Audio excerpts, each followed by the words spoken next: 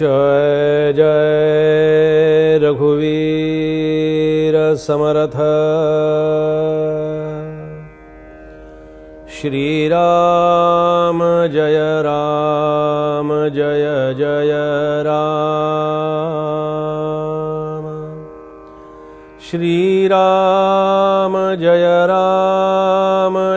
जय राम।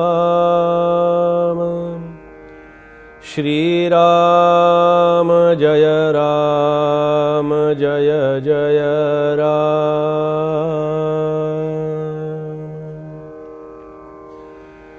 नभे चेटके चाळको द्रव्य भोंदू,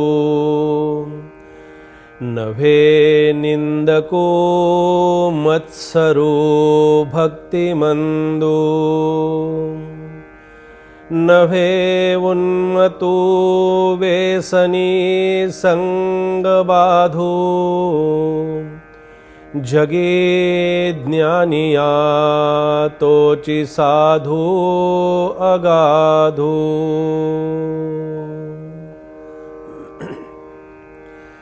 समर्थांच्या मनोबोधाचं चिंतन आपलं सुरू आहे आणि ह्या मनोबोधाच्या चिंतनामध्ये समर्थांनी मनोबोधाच्या माध्यमातून साधूची लक्षणं सांगितलेली आहेत की साधू हा फक्त वेशावरून बघू नका, साधू त्याच्या बोलण्यावरून पाहू नका, साधू त्याच्या चालण्यावरून बघू नका, तर साधू त्याच्या आचरणावरून बघा।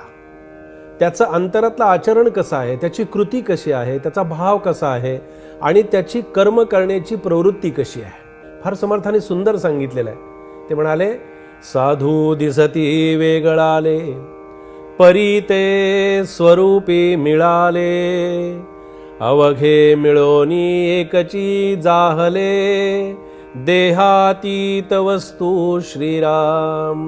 याच्यावरून पहा साधू कुणाला म्हणावं, कारण साधू वेगवेगळ्या प्रकारचे आहेत। आपण जर आज समाजामध्ये पाहिलं तर समाजाची आणि लोकांची फसवणूक करणारे अनेक साधू आज आपल्याला पाहायला मिळत आहेत। अनेक पंथामध्ये हे पाहायला मिळतंय, अनेक ठिकाणी आपल्याला फसवणूक चाललेली पाहायला मिळते। समर्थांनी 400 वर्षापूर्वी अशा प्रकारच्या कृतीवरती खूप मोठा प्रचंड स्पष्टपणानं आपलं मत मांडलेलं आहे की साधू कसा असतो।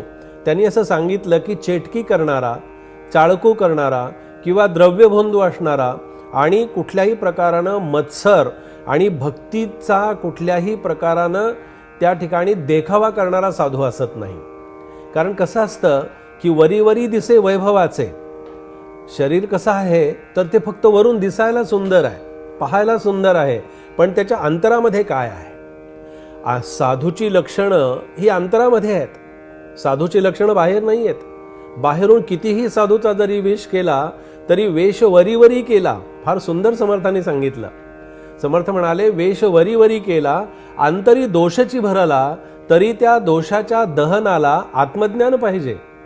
की वेश तुम्ही वरून माळा घाला, टिळे लावा, वेश वेगवेगळ्या प्रकारचे परिधान करा, पण नुसता वरवरचा वेश करून चालत नाही, तर त्याच्या अंतरामध्ये भक्तीचं बीज त्या ठिकाणी स्थापन झालेलं असावं लागतं। भक्ती करणं, परमार्थ करणं, चांगल्या सन्मार्गाला लागणं, याच्यासाठी सद्गुरूंची आवश्यकता असते, याच्यासाठी गुरूंचं मार्गदर्शन आवश्यक असतं। म्हणून समर्थ म्हणाले की साधू कशा प्रकारचा नसतो किंवा नसावा, याचं फार सुंदर वर्णन समर्थांनी केलं की तो नव्हे चेटकी चाळकी द्रव्य भोंदू, म्हणजे कुठल्याही प्रकारानं द्रव्यासाठी वाटेल ते कर्म करणारा अशा प्रकारचा साधू कधी असत नाही। तो मत्सर कधी करत नाही, मत्सर केलेला त्याला कधी आवडत नाही, तो स्वतःही मत्सरी असत नाही। आणि नव्हे उन्मतो व्यसनी संगबाधू, साधू कोणत्याही व्यसनाच्या अधीन झालेला असत नाही। साधू व्यसनाधीनतेसाठी प्रयत्न करतील, व्यसनातून बाहेर पडण्यासाठी प्रयत्न करतील आणि तो करावा। साधूनी फक्त एकांगी असू नये, साधूनी फक्त मंदिरात बसून जपमाळ करणं आणि साधूनी फक्त धार्मिक ग्रंथांचं वाचन करणं एवढ्यापुरती साधूची लक्षणं मर्यादित असत नाहीत, तर साधू याच्यापेक्षाही वेगळा असावा लागतो। तर साधूची लक्षणं सांगताना समर्थांनी म्हटलं की खरा साधू कसा ओळखाल, तर जगी ज्ञानिया तोची साधू अगाधू।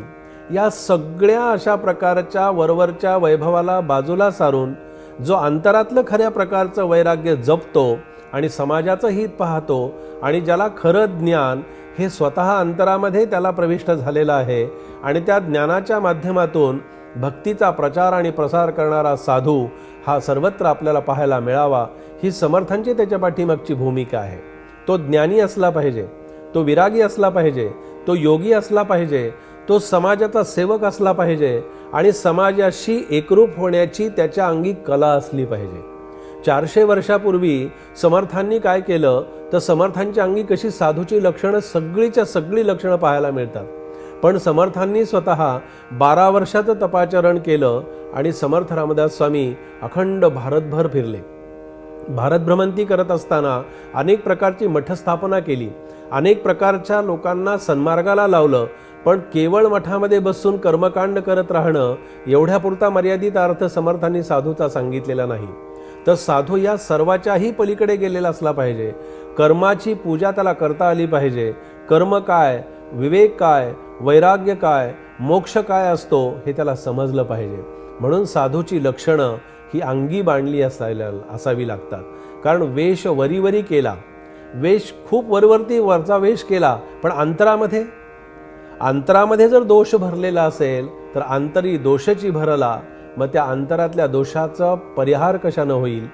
तर अंतरी दोषाची भरला तरी त्या दोषाच्या दहनाला आत्मज्ञान पाहिजे आणि त्याच्यासाठी आत्मज्ञानाची आवश्यकता आहे.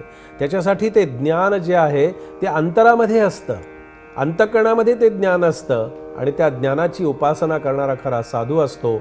अशीच साधूची लक्षणं समर्थांनी सांगितली की साधू वरवरच्या वेशावरून बघू नका, तर त्यांच्या अंतरातल्या कृतीवरून साधू ओळखा. असंच समर्थांनी आपल्याला या ठिकाणी सुंदर अशा प्रकारचं चिंतन आपल्यासमोर ठेवलेलं आहे. जय जय रघुवीर समर्थ.